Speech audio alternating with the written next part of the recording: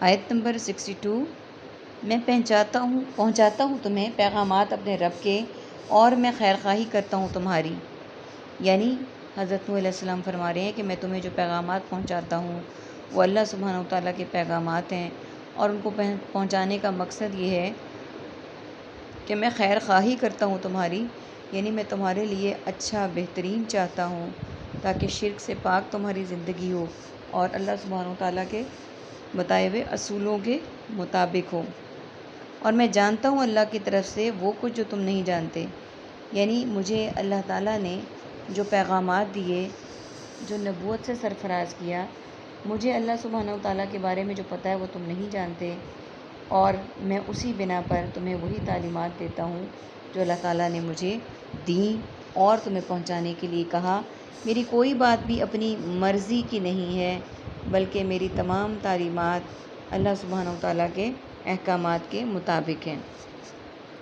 اور کیا تم نے تعجب کیا ہے کہ آئی ہے تمہارے پاس نصیحت تمہارے رب کی طرف سے ایک ایسے آدمی پر جو تم میں سے ہے، تاکہ دوڑائے تمہیں اور تاکہ وہ تم بچ جاؤ اور تاکہ تم رحم کیے جاؤ۔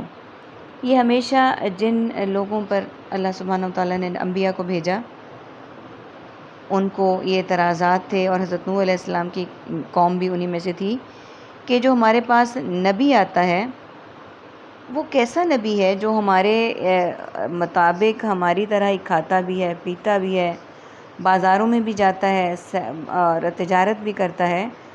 ان کے یہ خیالات تھے کہ ہم رسول اور نبی تو وہ ہونے چاہیے جو ہم سے بالا و برتر ہوں۔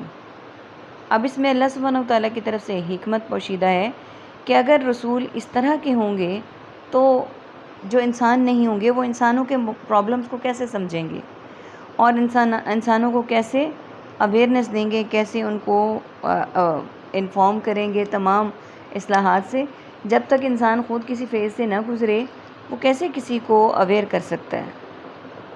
تو یہی چیز یہاں پہ ہے کہ وہ جو تعجب کر رہے تھے کہ جو نصیحت دینے والا ہے وہ تمہارے رب کی طرف سے وہ ایک ایسا ہی آدمی ہے جو تمہیں میں سے ہے، جو دوڑائے تمہیں، یعنی وہ پھرے بھی، اور وہ اس لیے بھی، یعنی اللہ سبحانہ و تعالیٰ نے اس لیے بھی تمہارے اندر سے اس آدمی کو بھیجا تاکہ اللہ تعالیٰ تمہیں اپنی تعلیمات پہنچا سکیں، اور وہ جو انسانوں کے اندر سے ہوگا اسے یہ بھی پتہ ہوگا کہ مسائل کس طرح کے، کہاں کیا کیا ہے، اور کس طرح سے ان سے بچنا ہے، اور کس طرح سے ان پر چلنا ہے، اور کس راستے پر چل کر ان مسائل سے نکلنا ہے، اور کس لیے، تاکہ بچ جاؤ تم اور تم رحم کیے جاؤ۔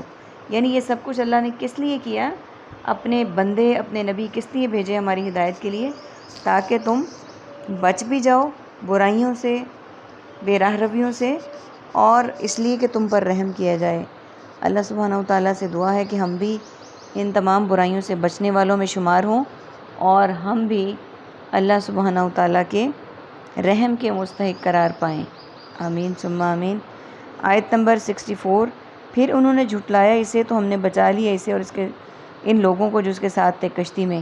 یعنی اتنا کچھ کرنے کے باوجود بھی جب حضرت نوح علیہ السلام کی قوم نے انہیں جھٹلایا، ان پر ایمان نہیں لائے، ان پر طرح طرح کے ظلم و ستم کیے، شرک کو نہیں چھوڑا، تو پھر اللہ تعالیٰ نے کیا کیا؟ تو ہم نے بچا لیا اسے، یعنی حضرت نوح علیہ السلام کو بچا لیا، اور ان لوگوں کو جو ان کے ساتھ کشتی میں تھے، اور ان لوگوں کو بھی بچا لیا جو کہ ان کے ساتھ کشتی میں تھے، اور ہم نے غرق کر دیا ان لوگوں کو جنہوں نے جھٹلایا۔ یعنی کشتی والوں کو سب کو بچا لیا۔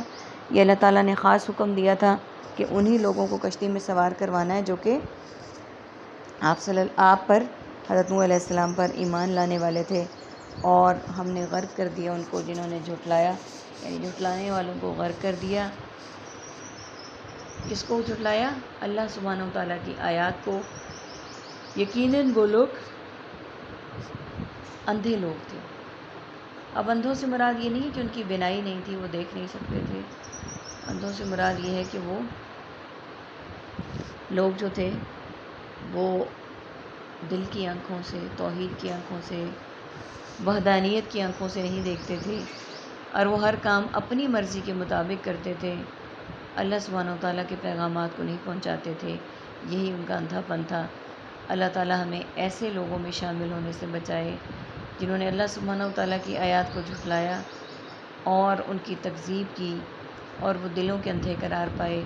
اللہ تعالیٰ ہمیں ایسی بصارت دے، ایسی بصیرت دے کہ ہم اللہ سبحانہ و تعالیٰ کو صحیح معنوں میں پہچان سکیں، اس کی عبادت کا حق ادا کر سکیں اور اسی پر ایمان لانے والے ہو جائیں۔